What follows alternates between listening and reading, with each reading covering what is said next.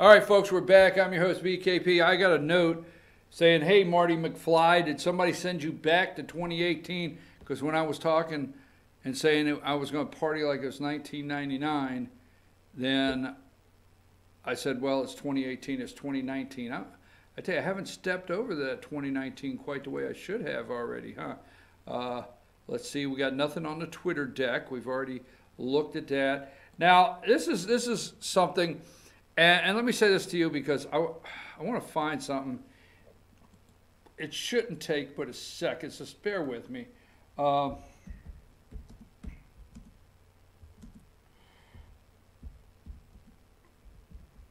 want to see something here because all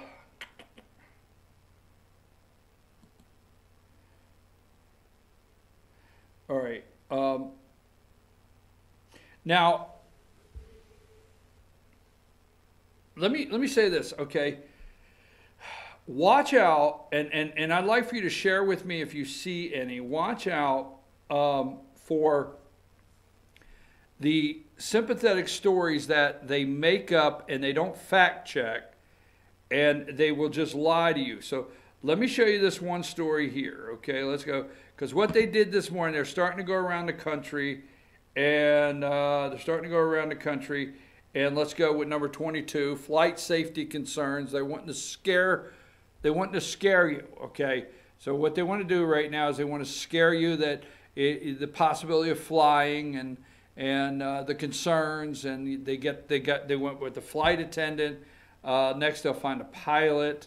They'll get a release for statement from an airline, maybe, I don't know, but they want to scare you. So I would say, hey, you know what, President of the United States, if TSA, I think they said TSA this time last year averaged 3.6% calling in to take off work, is up to 6.2% today. So there is a spike, this little spike.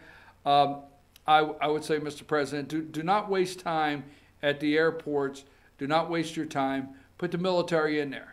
Put them as TSA agents, and put them as TSA agents and air traffic controllers immediately when necessary, because flight safety concerns, because the media does not care to scare you, and the media does not, they don't care about this country. They do not care, people. Get a grip, okay? They do not care. They will report, and maybe they're telling ISIS that we're vulnerable, right? I mean, we're vulnerable is what they want ISIS to believe, right? So, hey, and maybe a terrorist, hey, look, America's vulnerable again, flight safety concerns. So, Mr. President, don't waste time with it. Don't play their games. You have the right to do that. If you think it's a flight safety concern, you can do it immediately. Now they're going around, okay, number 24, they talked to this guy here, right here. They're trying to make flight safety a scare tactic, okay? This guy out in Seattle, he's an air traffic controller, okay? He's talking about air traffic control. Don't let it happen, Mr. President. Don't let them make fear. Now there's two stories. Now they're going all over the place. This guy here in Louisville, Kentucky. Let's go to number 23. Now, they're looking for anything, and Joe Scarborough said these 800,000 crisis situations, sad stories that are just going on in this country. People in food lines. We had a depression, economic/recession depression, Joe Scarborough. And you guys did not cry about food lines. We did not see food lines as fast. You don't get a paycheck. Your average, let's say you're getting $35,000 a year. Okay, I'm not telling you that's big money. You're getting $35,000. That's not chump change. So you're getting 35. Wife's getting 35. I better say 35. I better not say you're getting 35, the wife's getting 25. I better say the wife's getting 30, whatever. I ain't going to waste time. You know what I'm saying? So you get 35, let's say the wife's getting 35. Okay, boom. You got 70 coming in the house. You got to hit a bread line. Well, let me tell you something.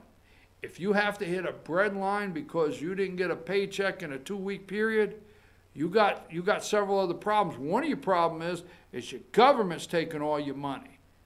Look at the cost of your health care. The government is just stealing your money. Okay? You maybe should think about the taxes that you're having to pay. Second, you got something going on. If a 2-week period shuts you down that quick, you got to find bread. All right? So this guy here, he worked for the government. He's furloughed right now, so he got a job.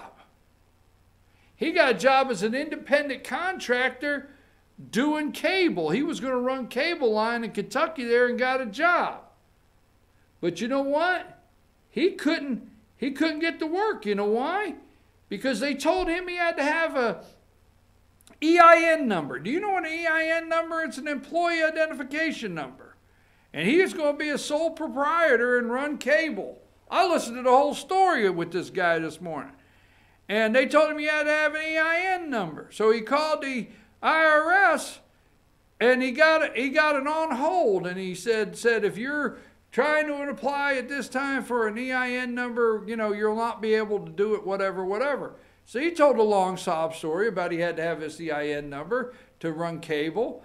And he couldn't get the job because the IRS is closed. Well, folks, that's called a W-9, request for taxpayer identification number and certification. Okay?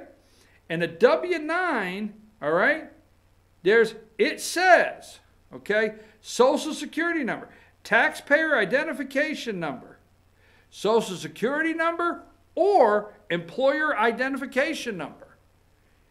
So let me tell you, guy, the media didn't tell you this morning. They ran your sob story, and we're not buying these sob stories, because if you want to be a sole proprietor in Louisville, Kentucky and run cable, give them your damn Social Security number and file your taxes. Any sole proprietor in the United States that's not incorporated or LLC, you can run under your Social Security number. And I'm going to tell you something, I better not tell you that. I better leave that one alone. I didn't get permission from the individual. But anyhow, I'm just telling you, it's stuff like this. The minute I heard that, he said, well, they told me I couldn't, have the work unless I had an EIN number, and I tried to get my EIN number. No, you didn't have to have an EIN number. Go run that cable. Fill out that W-9. I'll send it to you. It's right here online. Print the damn thing out. I'll send it to you. Fill it out. Go give it to the people. Put your Social Security number down. Start running the cable tomorrow. How many of these sob stories are we going to buy? Not a one. I'm not going to buy them. Here's another one, 25. This is the last one for the day. Federal government shut down endangers SNAP benefits. So this little young lady here, I'm going to be mean. It's what the hell? It's almost over. I'm going to be mean. She's having to probably choose between what? I don't know. Well, guess what? If you're running out, let me tell you something, young lady.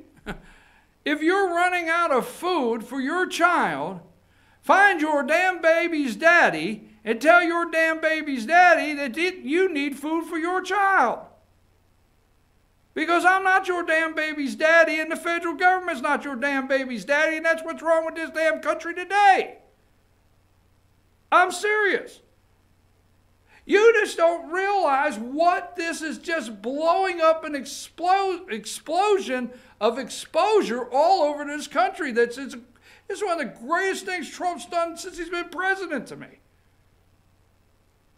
Maybe it's time to bring your damn daddy, baby's daddy, in there and get your damn diapers and your damn milk and whatever you want to feed your baby paid for by a grown-ass man. Or maybe he's too busy shaving with a Gillette razor. Is that the best? Right there should be. Is that the best a man can get? Not raising his damn kids? Not feeding his damn kids? How about that, Gillette? There's your damn commercial. Take that and smoke it. I tell you the best a man could get. Let me tell you the best a man could get. Raise your damn kids. That's the best you can get. You can't get any better. Feed them, clothe them, take them to practice and, you know, brag on them and play catch, whatever the hell. Don't put this girl on TV telling me that I'm not providing food for a damn kid. I don't know where that came from.